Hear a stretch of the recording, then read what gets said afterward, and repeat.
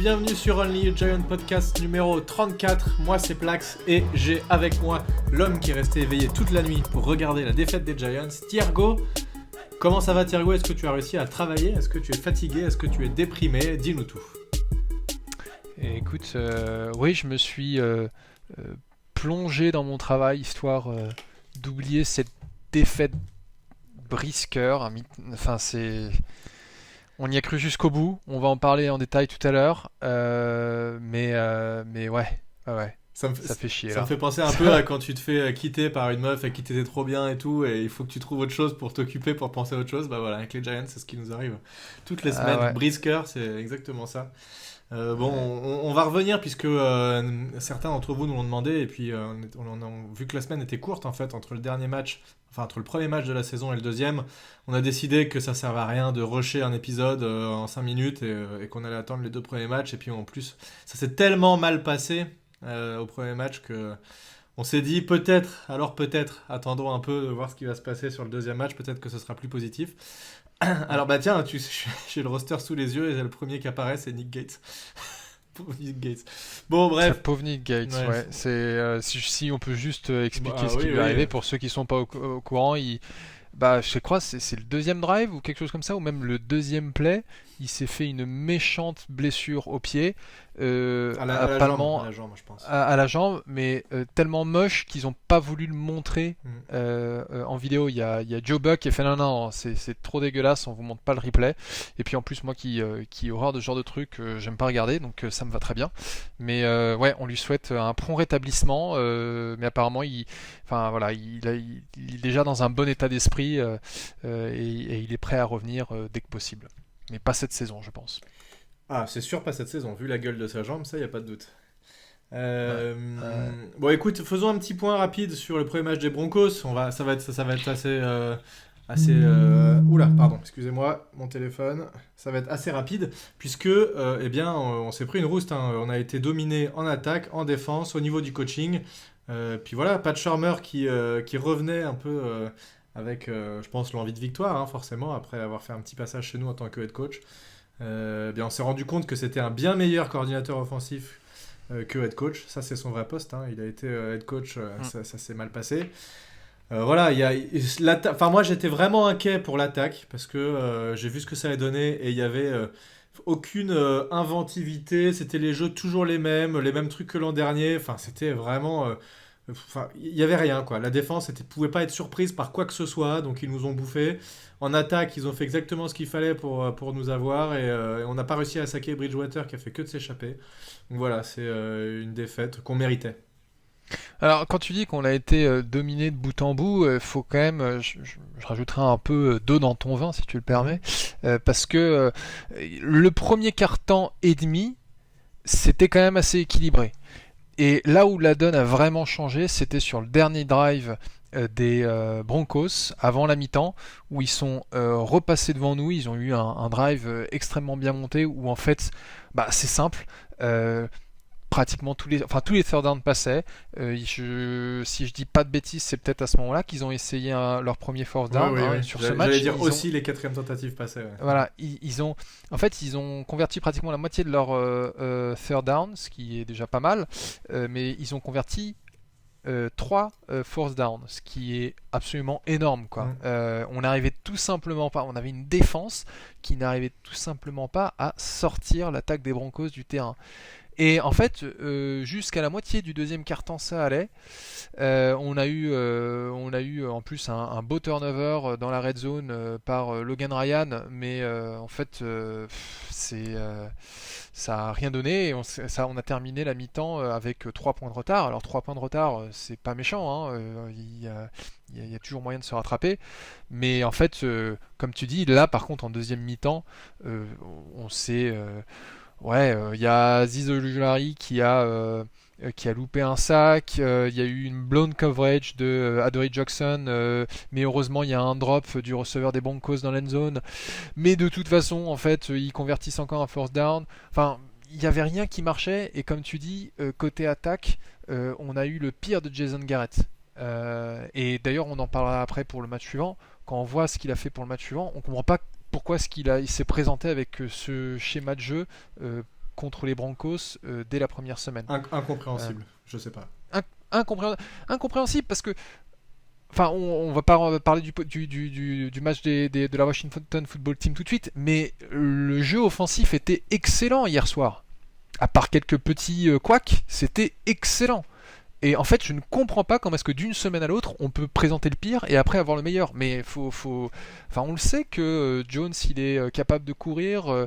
On sait que en fait, si on attaque un peu plus la profondeur avec Slayton et même Shepard, et Golladay, c'est un peu compliqué parce qu'il commence et manifestement il n'y a pas d'alchimie entre Jones et lui, donc sur ces 2 premières semaines c'est pas trop ça. Bah, je comprends pas pourquoi est-ce que Jason Garrett a osé se pointer avec Ce schéma de game jeu. plan complètement nul en première semaine contre les Broncos et qui ne nous a donné aucune chance de les battre. Tu parles du jeu un peu long, on sait aussi que Jones est très précis sur le jeu long, ça fait partie de ses forces. Donc ses forces, c'est lancer loin et courir. Et ouais, là, qu'est-ce qu'il a fait? Il a fait lancer court. Donc bon, surtout qu'il fait un fumble dans le match. Alors il fait un match qui est très correct au final et on l'est tous tombé un peu dessus parce qu'il fait un fumble. Il y a plein de QB qui font des fumbles toutes les semaines. Alors en fait, à chaque fois, le problème c'est qu'on va reparler. Oui, mais si on fait le cumul de tous ces fumbles, ça fait beaucoup. Oui, d'accord. Et là, en 2 matchs, il a fait 0 interception, un fumble. Ça va. Franchement, tu regardes Tannehill, il fait 2 ou 3 fumbles. Oui, il nous coûte. Mais ce fumble est vraiment inacceptable. Non, mais d'accord. Et franchement, en vrai, regarde, est-ce que tu préfères, parce que ça, j'ai entendu ça beaucoup. Ils disent c'est inacceptable d'avoir un fumble, par exemple, quand on est ou une interception dans la red zone adverse. Est-ce que tu préfères te faire intercepter dans la red zone adverse ou te faire intercepter dans tes 10 yards? Perso, je préfère me faire intercepter dans la zone adverse. Là, le problème, c'est qu'il s'est pas bien couché. Je sais pas, il a mal tenu son ballon, etc. Ok, effectivement, c'est une bourde. Mais là, enfin, je veux dire, si on doit critiquer des gens sur ces 2 premiers matchs, c'est sûrement pas Jones. Je pense pas. En tout cas, il y a beaucoup. Ouais, mais enfin, l'option que tu présentes, au final, personne ne peut se faire intercepter dans ces 10 yards. Mais là, ce que je veux dire, c'est que il y a un manque d'intelligence de jeu de la part de Jones qui est criant et qui est vraiment inquiétant pour un QB en troisième année de NFL. L'année dernière, je disais, c'est sa première année avec Garrett, il faut être indulgent. Là, c'est sa deuxième année avec Garrett et il nous avait fait le même coup l'année dernière contre les Pittsburgh dès la première semaine où en fait il avait une interception dans la red zone. Et là, en fait, il est pratiquement dans la red zone, il est sur un first and 10. Ok, il voit une opportunité de courir, très bien. Mais qu'est-ce que tu as besoin d'aller te mettre en danger en plongeant la tête en avant, en tenant mal ton ballon, alors que tu sais que si tu te couchais les jambes les premières, bah tu serais protégé. Tu n'aurais pas eu le first down, mais c'est pas grave. Tu as encore 2 downs Je derrière. sais pas si tu as fait gaffe, mais il s'est plus couché sur ce match-là. Mais à un moment, il y a sa première course du match, je crois.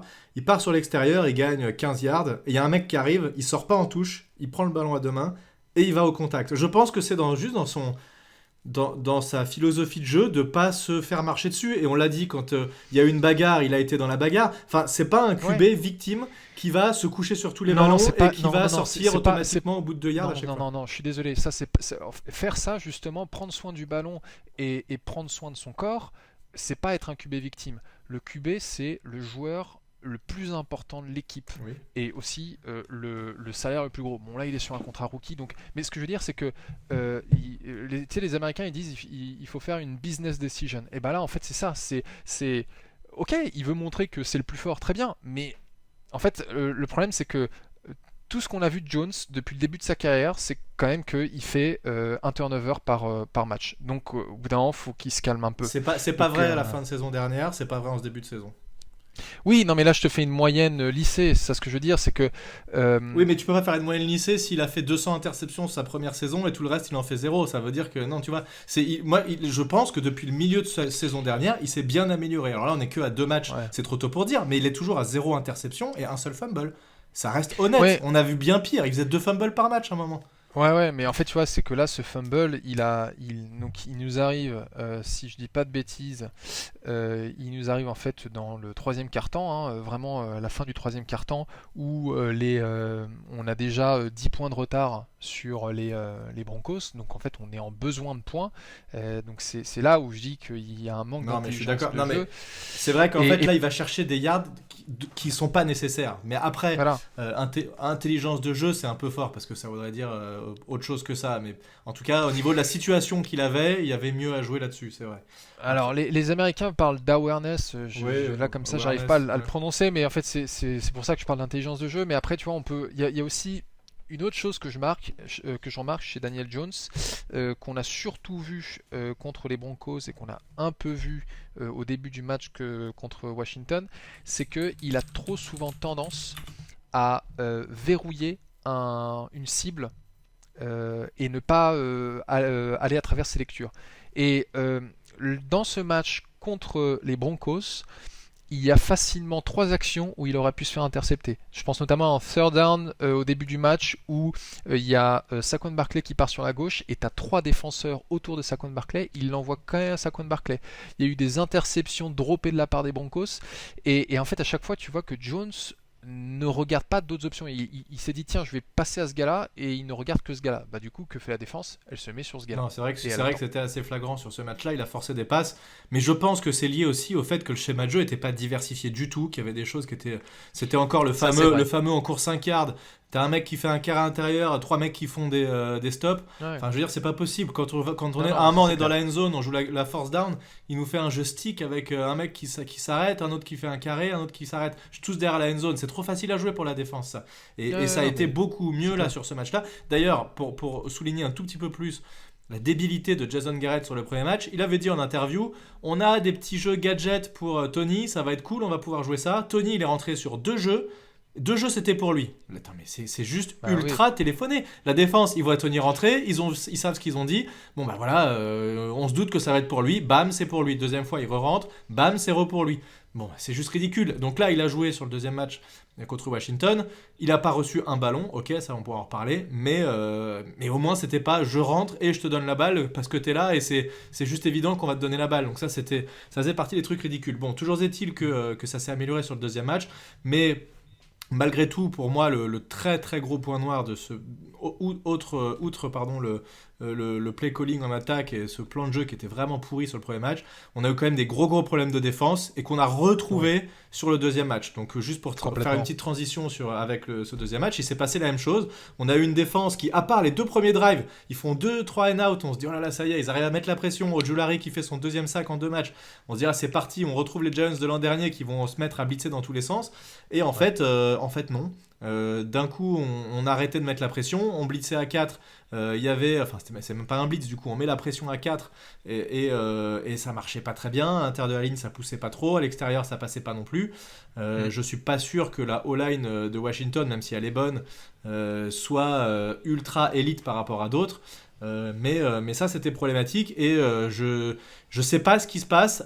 On a a priori du personnel meilleur que l'an dernier, puisque en cornerback 2, on a Adoree Jackson qui a d'ailleurs été plutôt bon. Hein, il a été très intéressant, il a bien loqué ses receveurs. Et en fait, c'est Bradbury qui a plutôt flanché sur le match de Washington, même s'il fait une Ouais. interception qui lui sauve un peu la face. Mais, Ouais. mais, mais, mais encore une fois, une défense qui n'arrive pas à faire sortir l'attaque adverse, et ça c'est problématique alors que c'était notre force l'an dernier. Et quand on marque 29 points dans un match, normalement c'est censé être suffisant pour gagner.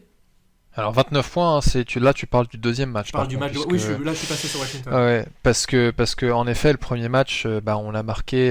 on a marqué 20 points, mais en fait il faut bien se rendre compte que Le premier match, on marque le 13 points. non ça se termine à 20, à 27-20 parce qu'il y a un TD, non pardon ça se termine à non, tu as raison. Attends, autant pour moi, en fait, je me suis planté dans mes calculs. C'est ça, on a marqué 13 points. Et encore, en fait, on a marqué que 7 points, puisque les 6 derniers points, c'est le TD à la dernière seconde de Jones, où en fait, en gros, les Broncos sont en mode défense préventive. Oui. Ils cherchent même pas vraiment à Bon, arrêter faut Jones. quand même aller le marquer malgré tout. Ce TD, il fait quand même des belles passes, Ouais. etc. Mais c'est vrai que c'est pas le truc le plus important.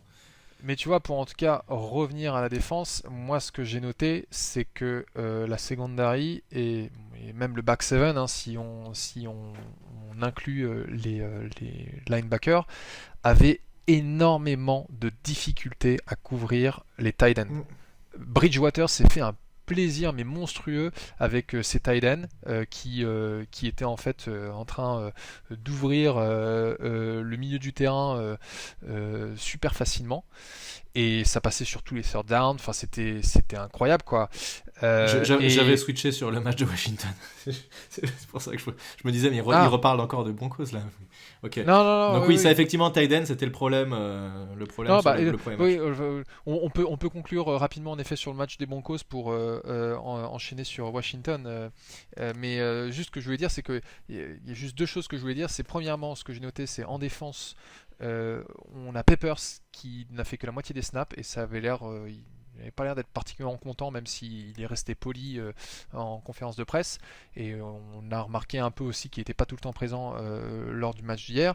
Et puis la dernière chose que je voulais dire sur le match des Broncos, c'est on a eu une ligne offensive qui, côté droit, avec Pert et Solder, était complètement catastrophique aussi. Donc ça aussi, ça a joué dans cette première défaite. Oui, tout à fait.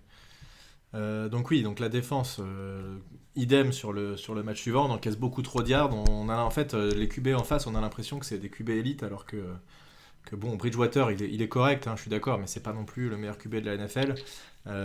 Et là, je sais même plus comment il s'appelle, le QB de Washington, mais Heineke, qui était censé être le QB remplaçant, qui est un undrafted, qui est plutôt correct, hein, pour un mec qui a pas été drafté ni rien, mais bon, une interception, c'est bien. Je pense qu'il y avait, on l'a vu sur quelques passes où il n'était pas très précis, etc. Il y avait quand même moyen de faire mieux en défense. Et il faudrait parce qu'en fait, si à chaque fois qu'on marque 29 points, on s'en prend 30, là, c'est sûr qu'on va pas s'en sortir. On marque pas souvent 29 points. Donc si on s'en prend 27 et 30 à chaque match, là, quoi qu'il en soit, on gagnera aucun match. Hein, c'est pas possible. Bah oui, en fait, c'est ça ce que j'arrive pas à comprendre. C'est comment est-ce qu'on est passé d'une défense top 10 en fin d'année dernière à ce truc-là où en fait c'est quand même, ça fait 2 matchs où notre défense se prend plus de 400 yards. C'est énorme, 400 yards. C'est complètement énorme. Et comme tu l'as dit, Bradbury était quand même à la ramasse. Il s'est bien fait bouffer par McLaurin de la Washington Football Team. Putain, il est temps qu'il trouve un nom parce que ça dit Washington parce que Washington non, mais Football Team, c'est long à dire. À chaque fois, j'ai envie de dire Redskins. Et d'ailleurs, je pense. Mais tu vois, pour revenir à McLaurin, c'est 11 réceptions, 107 yards sur 14 cibles. Donc ça veut dire qu'il n'a loupé que 3 réceptions et un touchdown.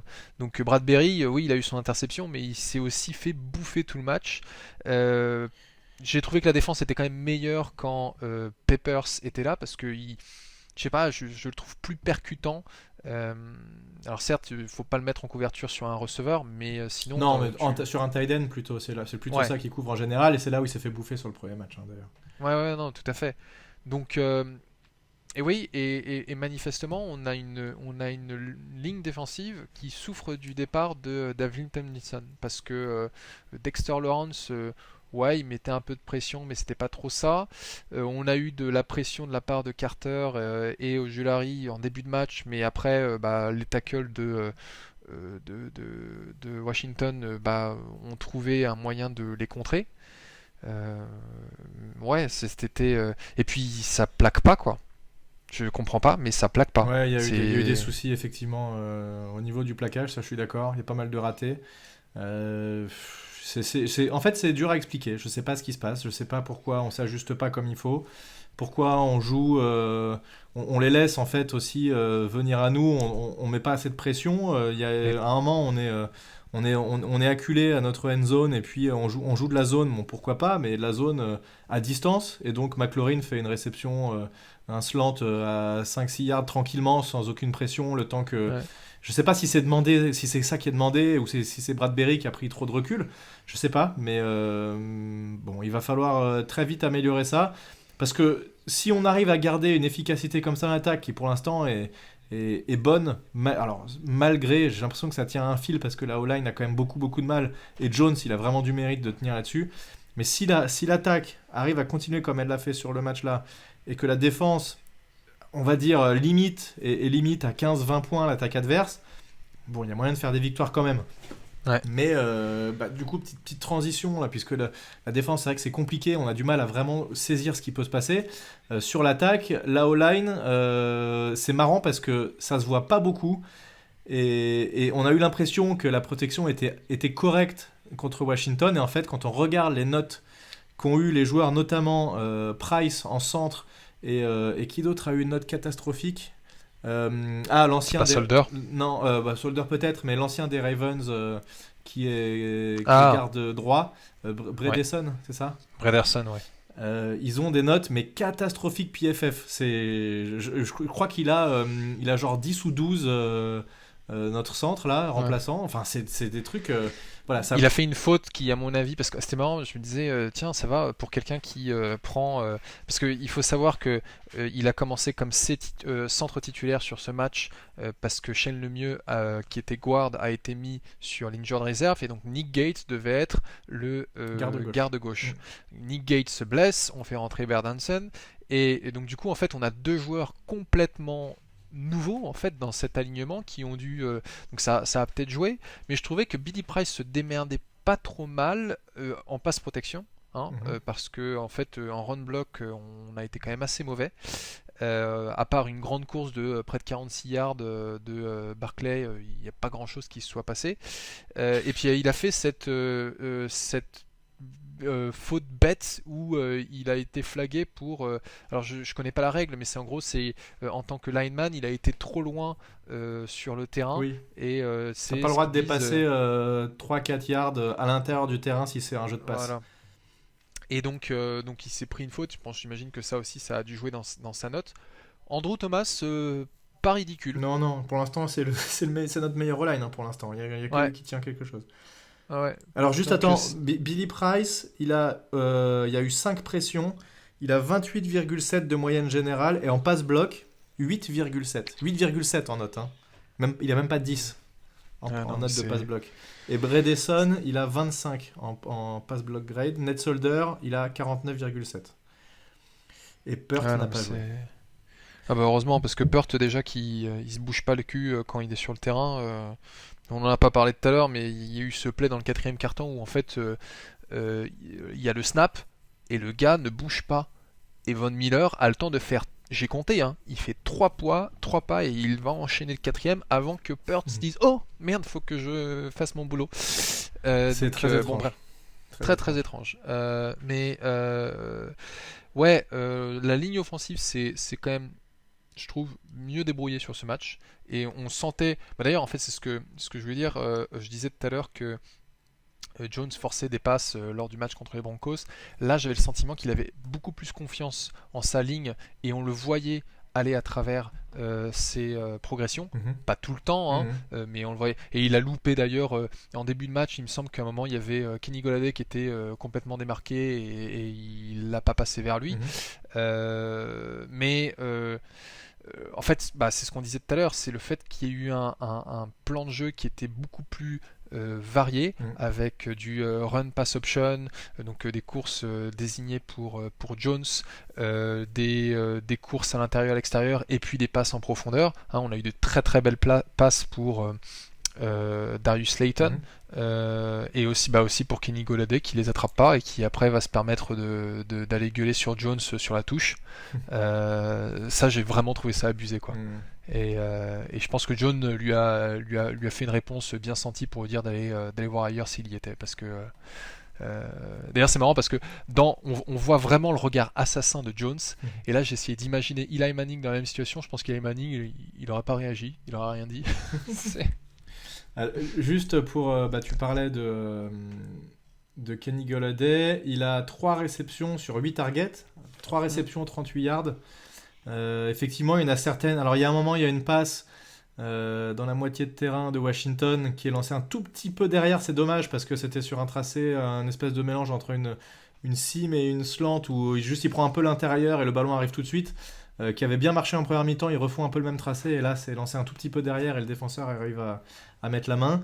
Il y a une fade d'un moment qui est lancée où a priori il peut quand même faire le catch, alors il met qu'une seule main mais on attend quand même d'un mec qu'on paye je sais pas combien de millions par an qu'il fasse ce genre de catch.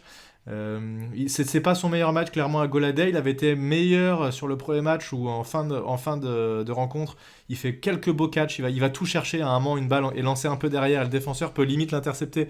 Il va lui retirer des mains. Enfin, c'était plutôt beau et il faut qu'il trouve l'alchimie. C'est pas évident que tout de suite comme ça, voilà, ils soient sur la même longueur d'onde. Ils ont pas joué quasiment. Golladay a été blessé pendant toute la pré-saison, donc c'est pas non plus évident. Par contre, gros point positif, c'est Sterling Shepard qui est excellent depuis le début de l'année, Ouais, qui fait 9 j'y réceptions pensais. sur 10 passes lancées. T'imagines, c'est beaucoup, 94 yards. Et au premier match, il fait plus de 100 yards sur je sais pas combien de réceptions, je l'ai pas sous les yeux. Mais voilà, il est très bon. On avait dit, hein, on en avait parlé qu'il était au meilleur de sa forme et Ouais. il avait jamais été comme ça. Et là, il est très dur à marquer. Et surtout, il se retrouve dans le slot maintenant, puisque Ouais, on a sur le premier Slayton match, ouais, et Galladay qui sont sur l'extérieur, et donc il est en slot. ouais, sur le premier match, c'est 9 targets, 7 réceptions, 113 yards, 1 TD. Et là, 9 sur Euh, 10, ouais. 94 yards, 0 TD. C'est top, ça. C'est vachement Ah bien. bah, c'est notre meilleur receveur. C'est notre meilleur receveur, il y a pas de doute. Et d'ailleurs, en fait, ce qui m'a un peu surpris, c'est qu'à la fin du quatrième quart-temps, alors peut-être que la couverture était vraiment trop serrée sur lui, mais Jones ne lui envoyait plus du tout de ballon. Et j'ai trouvé ça un peu dommage parce que il avait l'air de toujours trouver un moyen de se démarquer d'une façon ou d'une autre. Mais en même temps, si tu as un Slayton qui drop des ballons à la manière d'Evan Engram, c'est-à-dire complètement démarqué, Mm. et un Kenny Golladay qui est en fait est juste en train de se pavaner sur le terrain mais ne fout rien, c'est sûr que c'est beaucoup plus facile de défendre Shepard. Bon, alors, En Dave fait, Slayton, il met quand même un beau TD hein, sur le tracé fade ouais, qui fait. En fait, il est capable du très bon comme du que du ridicule, très Slayton. pire. Ouais, mais c'est aussi, du coup, c'est. T'as des joueurs comme ça qui se font sortir d'équipe parce que, oui, ils vont avoir une fois de temps en temps un très bon play, mais s'ils vont te coûter une victoire avec. Putain, s'il avait cette passe dans l'end zone, mais en fait, il était gagné ce match. Ouais, alors Il juste, était. d'ailleurs, on peut revenir un tout petit peu sur la physionomie globale du match parce qu'on est rentré dans les Ouais, détails assez vite. On fait un bon premier drive, on met 7 points direct, on arrête bien les Washington, ils font 2-3 and out comme on l'a dit tout à l'heure. Deuxième drive, où on mène 7-0, deuxième drive, on progresse bien, et là, il y a, alors, je sais pas ce qu'ils foutent, on se retrouve en troisième tentative, et pas beaucoup, 2 ou 3 je crois, un truc largement ouais. faisable. Il y a une embrouille, on fait un temps mort, parce que le coach sent que ça va pas bien se passer. Ils reviennent de temps mort, re-embrouille, les joueurs savent pas ce qu'ils doivent faire. Mais alors, je comprends pas comment ça peut être comme ça. Faux départ, double faux départ, on se retrouve à reculer, on n'est même plus en position de field goal et au final on punt. Alors ça c'est premier gros point noir du match où je sais pas comment on a réussi à se démerder là-dessus mais c'était vraiment pas terrible. C'était nul.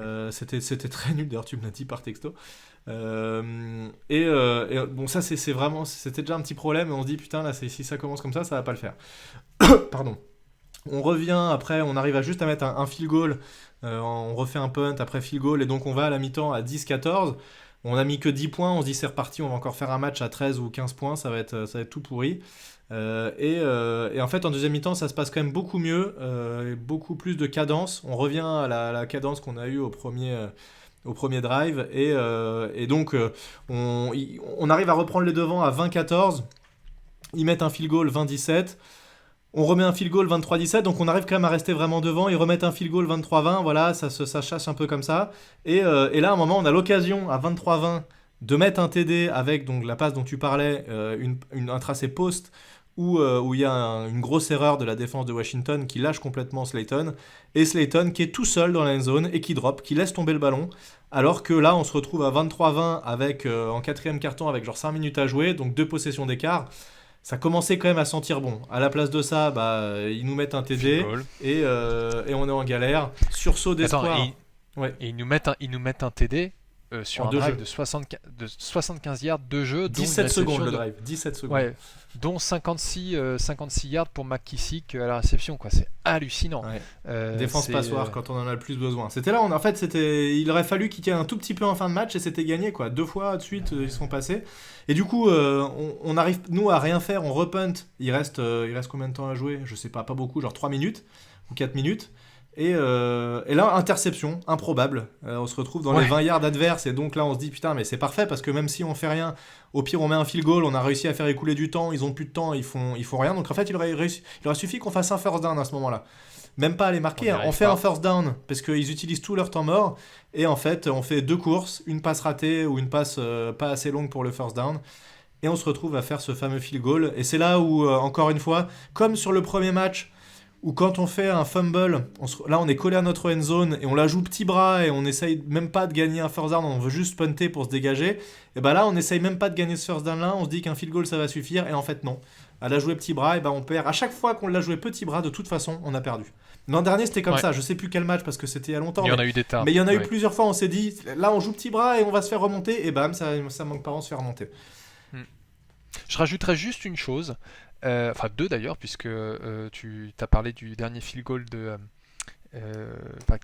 la victoire de Washington, mais sur le fameux drive, je crois que c'est sur le fameux drive où en fait tu as ces embrouilles, tu as un false start et puis après tu as un sac Oui, et ouais. c'est pas le fameux drive où Daniel Jones part à la course. Il fait une course de pratiquement 60 yards Non, qui en fait le TD est annulé non c'est pas parce qu'il y a un holding complètement fantôme ridicule. de CJ Board. Alors, à chaque fois je le dis, c'est vrai que c'est pas l'arbitrage qui détermine. Mais bon, là l'arbitrage il était mauvais des deux côtés, hein. Il y a eu, il faut le reconnaître, C'est des vrai. décisions arbitrales qui contre Washington qui nous ont favorisés. Mais là typiquement, ce holding là. Mais enfin, tu vois, on a 14 points qui sont envolés, soit par notre faute, Alors, soit à cause de je me l'arbitrage. suis dit ça tout à l'heure aussi, mais en fait, on met les field goals les 2 fois quand même. Donc, c'est pas 14 points, c'est 8 points. Mais on met les 8 Ça points en change quand même la plus. physionomie de ton Eh match, hein, bah, parce c'est sûr. que... Si on met les Ouais. 8 points en plus, on gagne le match. Donc, oui, ça change tout. Les erreurs, trop d'erreurs et plein de faux départs qui nous mettent dans la panade à chaque fois. Ça c'est vraiment des trucs qu'il faut corriger parce que tu peux pas gagner des matchs en te mettant tout seul des balles dans le pied comme ça, surtout que Joe Judge le Et dit à chaque surtout, fois, quoi. la dernière erreur. Et, bah, je te laisse en parler, fini, on finit Mais là-dessus. justement, en fait, les 2 dernières minutes du match, c'était hallucinant. T'avais des flags tout le temps parce que c'était le bordel des deux côtés. Et la dernière erreur, je sais plus à combien de yards était en fait le kicker de Washington, mais il se met en place, il tire, ça passe à côté. Là, je suis en mode. Oh putain, on a gagné. Et là, flag. Et tu fais non, c'est pas possible. Et En fait, tu dis c'est pas possible, mais tu te dis c'est encore la poisse, c'est sûr qu'il va y c'est- avoir un truc. Et tu dis, mais c'est pas possible. Et là, on te dit flag de Dexter Lawrence qui était en offside. Donc en fait, une erreur débile. C'est un manque de discipline. Et surtout, en fait, quand tu as un coach comme Joe Judge, qui est un ancien coach de Special Teams, qui arrête pas de prêcher la discipline, et qu'en fait, on fait autant de fautes tout le match, c'est hallucinant. Et ben en fait, du coup, il gagne 5 yards. Le kicker de Washington se remet en position. Et cette fois, il marque. C'est fini. Voilà. Merci, au revoir. Donc jusqu'à la fin C'est- du match, on avait moyen de l'emporter, même au dernier field goal, tout était entre nos mains, hein. En fait, on a eu vraiment le match entre nos mains. Ah, c'est un en match fait. qu'on a perdu, hein. C'est nous qui perdons le match. Ah ouais, Mais on n'avait pas encore parce- fait ça. Le kick raté, false start, et puis finalement, voilà, ça c'était jamais arrivé. Donc c'est une nouvelle manière de perdre qu'on vient d'inventer. Un nouveau. Après, à la décharge de Joe Judge, c'est pas lui qui est sur le terrain et c'est pas lui qui fait partir les joueurs offside, hein. Il y en a beaucoup qui Non. disent oui, c'est le coaching, c'est le coaching.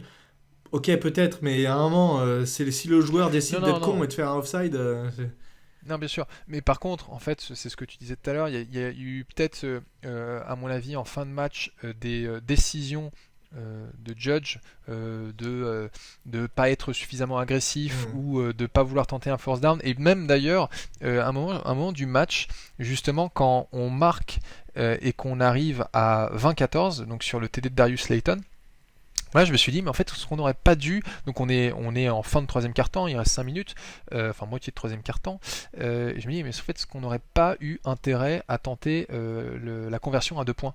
Parce que si tu avais la conversion à 2 points, tu avais 21-14. Donc un TD d'écart. Et par contre, si tu plantais ta conversion, bon oui, tu étais à 19-14, mais ils avaient toujours besoin d'un TD pour repasser devant. au final, Donc, ça aurait pas changé grand chose ce que tu dis, parce que si on était à 28-30, même résultat, par contre, si on la passe, c'est 30-30 et on va en prolongation. Oui, c'est 30-30 et on va en prolongation et peut-être qu'on a une chance de... Enfin, avec des si, on remettrait Paris en bouteille. Enfin, on mettrait Paris en bouteille. Non, celle que je préfère, c'est dire si ma tante en avait, on l'appellerait mon oncle. Toujours très classe. Mais ouais, là, c'est là où en fait, quelque part, Judge, il faut le reconnaître, qu'on a encensé non-stop depuis qu'il est arrivé. Là, c'est le moment où on a envie de dire, est-ce qu'il a pas merdé?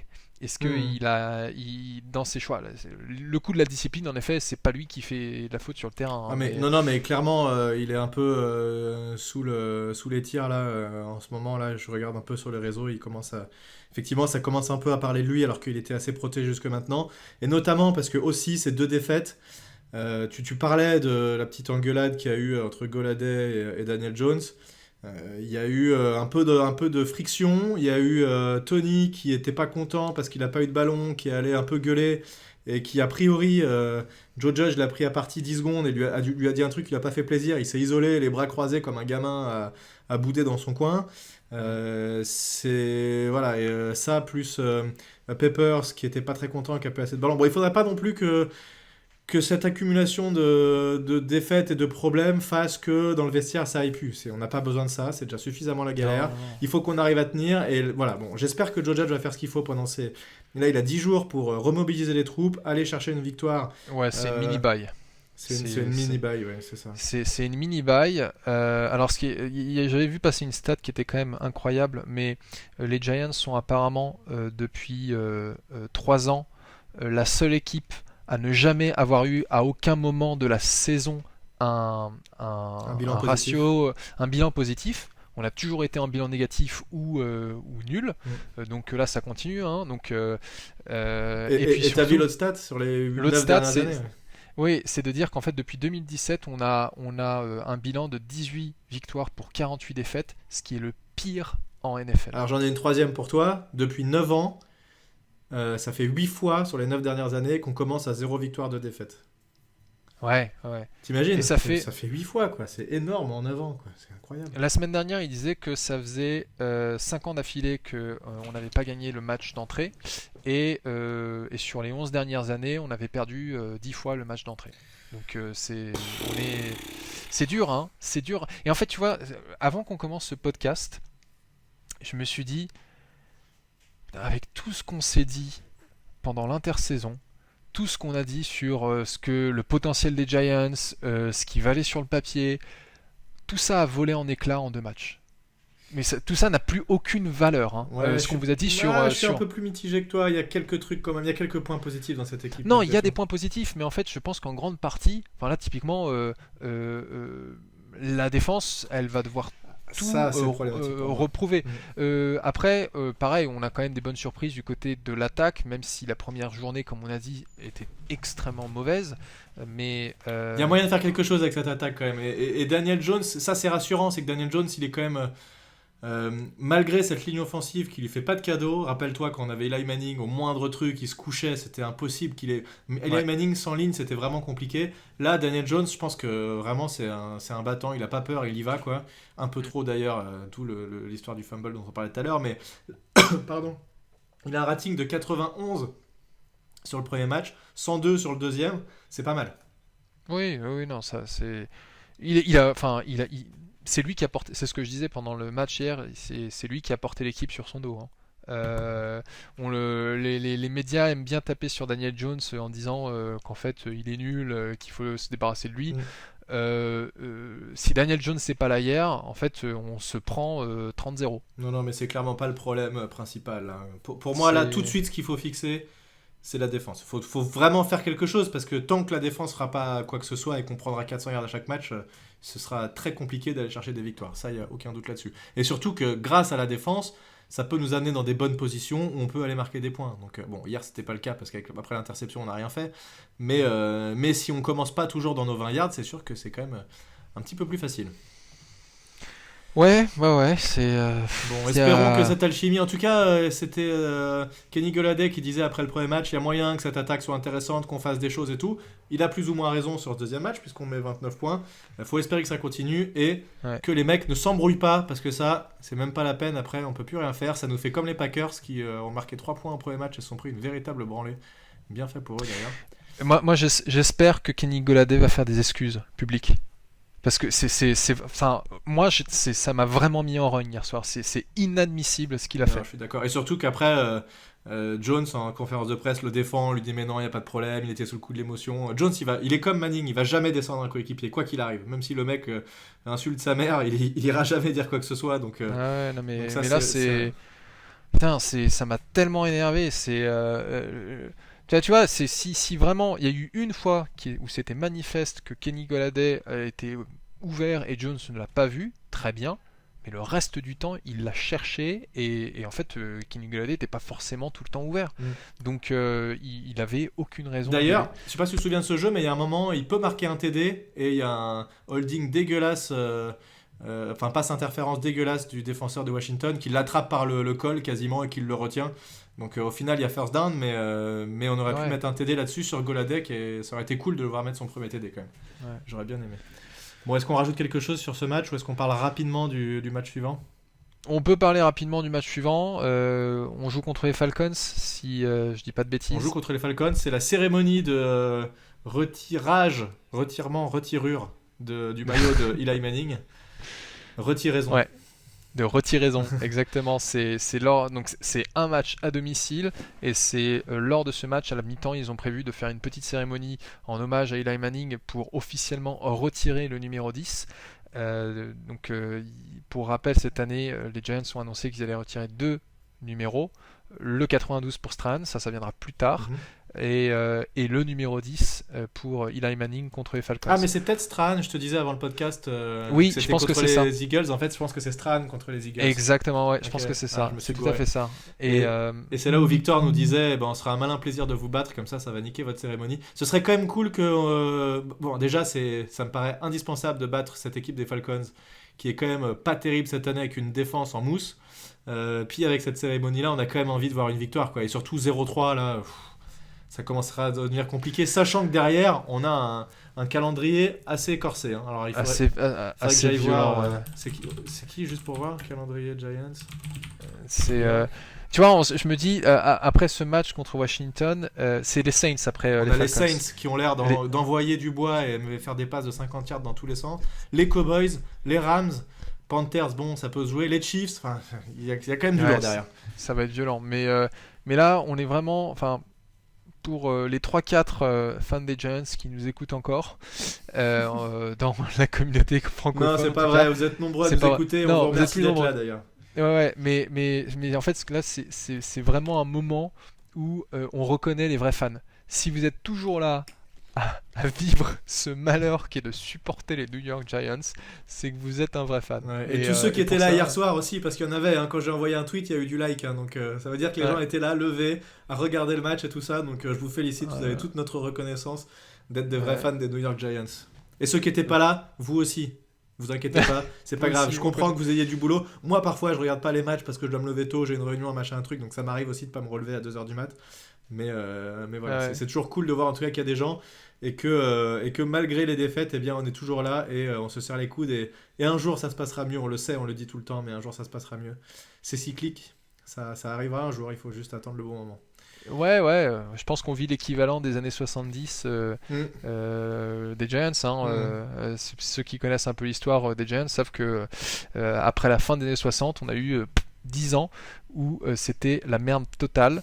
Et d'ailleurs, j'ai balancé un tweet sur ça hier en disant en fait que je commençais à croire que John Mara a signé un pacte avec le diable pour remporter 2 Super Bowls contre Tom Brady, mais que le prix de ces 2 Super Bowls, c'était 50 ans de misère. Donc accrochez-vous, ça va être long. Enfin, 50 c'est beaucoup. Est-ce que pour autant, tiens regarde, je vais te poser une question là, avant qu'on reparle des Falcons.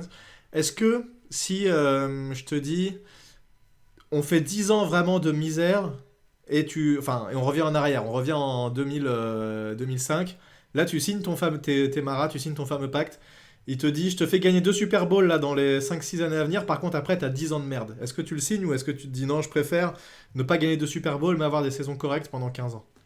Non, je pense que à ce prix-là, je le signe. Si Bah tu oui. sais que ça va être que 10 ans difficiles, ouais. C'est pourquoi tellement pas. rare de gagner un Super Bowl en football américain, il y a C'est 32 équipes, c'est compliqué, hein, donc oui, moi aussi je le signe en fait.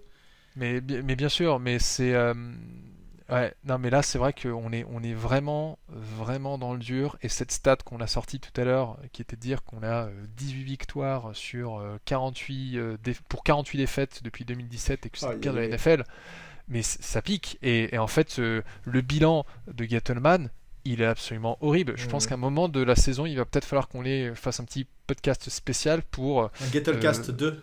un Gettlecast 2, j'aime bien le titre, pour en fait discuter un peu de l'avenir de la franchise. Bah, t'as raison, on verra en fait en fonction du résultat, hein. Si on est à plein de défaites, etc., ce sera l'occasion de faire le Gettlecast, c'est sûr. Ouais, tout à fait. Donc bon.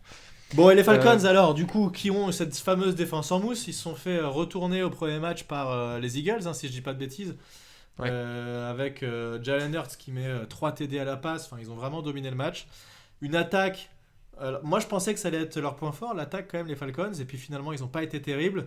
Bon, si on doit gagner un premier match dans la saison, là je pense que c'est l'équipe la plus faible qu'on va rencontrer. Alors, ils ont joué qu'un seul match, donc ça se trouve, là ils vont se réveiller, deuxième match ils vont faire un truc de ouf. Mais je pense que c'est l'équipe a priori la plus faible qu'on va rencontrer et c'est notre meilleure chance d'avoir une première victoire. Et peut-être que débloquer un peu ce compteur va nous remettre les idées en place, j'en sais rien. Mais il y a moyen de faire quelque chose en tout cas contre cette équipe. Si on se fait balayer par les Falcons, là c'est Gettlecast immédiat, quoi. C'est clair. C'est clair. Non mais alors pour rappel, petit point pronostic, hein, sur ce match, toi t'avais prévu une défaite, moi j'ai prévu une victoire, mais bon de toute façon on s'est planté de long en large. Enfin, Attends, moi j'avais dit défaite contre les Falcons. ouais. Et j'avais dit victoire les 2 premiers. J'ai tout faux pour l'instant. T'avais dit victoire les deux premiers, moi j'avais dit victoire contre les Broncos et défaite Bien joué. contre la Washington Football Team, Ouais. mais pour des raisons différentes, parce que je m'étais dit semaine courte, on se déplace, etc. Là non, là c'est juste qu'en fait on est nul. Donc c'est voilà. Mais ouais, j'espère qu'on va en effet pouvoir débloquer ce compteur de victoire, histoire de réinsuffler un peu de confiance dans cet effectif. Ah, ça ferait du bien quand même. Ils en ont besoin. Et d'ailleurs, c'était aussi ce qu'on se disait avant que tu ne te couches hier soir à propos de Barclay, parce qu'on n'a pas tellement parlé de Barclay pendant ce podcast, mais il a l'air d'être encore très très hésitant. Bon, il a eu une grosse course, mais je pense que Barclay, pareil, il a besoin d'avoir un bon gros match à plus de 100 yards à la course avec un ou deux TD, histoire de se dire c'est bon, je suis de retour, je peux le faire. Et c'est Ouais, je suis d'accord. Moi, je pense malgré tout que cette équipe, si Joe Judge arrive à tenir et qu'il n'y a pas une crise qui se déclare avant que ça commence à évoluer, je pense qu'il y a toujours moyen de faire quelque chose parce qu'il y a du talent dans cette équipe, il y a a priori du talent dans le coaching staff. La défense, c'est pas normal qu'elle joue à ce niveau et ils vont réajuster les choses, je l'espère très rapidement. Je désespère pas quand même. Je me dis pas, enfin, je suis pas au stade où je me dis on va faire 0 victoire, 0 victoire 17 défaites, c'est terrible, tout se passe mal. J'ai encore bon espoir qu'on fasse quelque chose de potable dans cette saison. Ça commence très mal, c'est sûr, mais ça il y a encore commence avec 15 ce match matchs. des Falcons et cette histoire du maillot d'Eli Manning. Hmm. Ce sera peut-être le déclic, il faut y Ouais. croire. Il y a 15 matchs. Il y a 15 matchs. Donc c'est d'ailleurs j'avais fait un petit sondage juste avant le match des Broncos en disant bon, bah, vu qu'on se rend compte que notre offensive line est un peu moisie, est-ce que vous pensez que notre pronostic initial de 9 victoires pour 7 défaites, non, c'était 9 victoires pour 8 défaites, est-ce que vous pensez que c'est toujours juste? Les gens ont globalement dit non, vous allez plutôt faire entre 6 à 8 victoires. Mhm. Bon, si on fait au moins 6 victoires, je suis content. Ça, tel que c'est parti, Ouais. je suis content. Mais ouais. Bon, enfin, je pense qu'on peut, On on peut va essayer de clôturer conclure là-dessus. Ouais. sur ça Bon. et on va décompresser un peu. Ouais. Et, Moi, je vais aller et on boire se une bière. retrouvera. Hein. Je vais aller boire Ouais. une bière. Et puis, merci à tous de nous suivre, évidemment. C'est très important pour nous que vous soyez là parce que c'est sûr que si t'imagines la saison avance, ça se passe mal, on fait des podcasts, plus personne écoute, il n'y a plus rien et ce serait terrible. Donc, on Ouais, vous remercie. complètement. Essayez de continuer à être présent, à répondre sur les réseaux sociaux. Ça fait toujours plaisir quand il y a des retours pendant les C'est matchs, clair. il y a des commentaires, des trucs. Donc, en suivant Giants, @NYGiantsFR, donc c'est le compte New York Giants FR, et Thiergo, @THIERGOW. Voilà, n'hésitez pas, ça fait Parfait. toujours plaisir de voir qu'on est soutenu. Et puis, on continue comme ça. Et malgré contre vents et marées, on continuera le podcast. Tout à fait. Voilà. Bah, j'ai rien à rajouter. Merci Super. beaucoup, Plax. À bientôt Et tout le monde. à la prochaine. Salut Thiergo.